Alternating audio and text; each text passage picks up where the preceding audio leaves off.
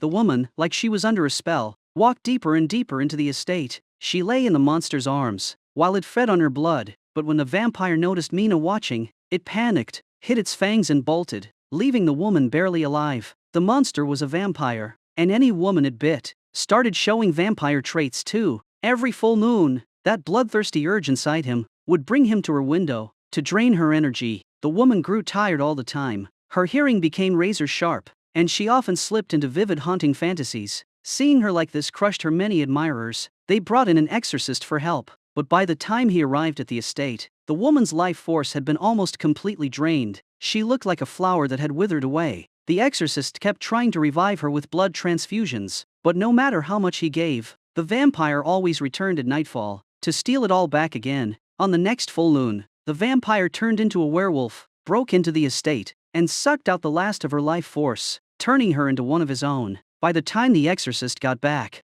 the woman was already lifeless, her skin pale like porcelain, but everyone feared her, because by tonight, she'd rise as a vampire, using her beauty to seduce and control. At the last second, the exorcist held up a cross, chanted sacred spells, and stopped the nightmare from playing out. Looking at the woman retreat into her coffin, the exorcist wasn't taking any chances. He drove an iron stake through her heart, then ripped out her fangs before he was satisfied. Right then and there, he formed a vampire hunting squad. To avenge her, they set off on a mission of revenge, tracking the vampire to a church. Outnumbered and trapped, the vampire failed to make it back to his castle before sunset, and the exorcist drove the stake straight through his heart.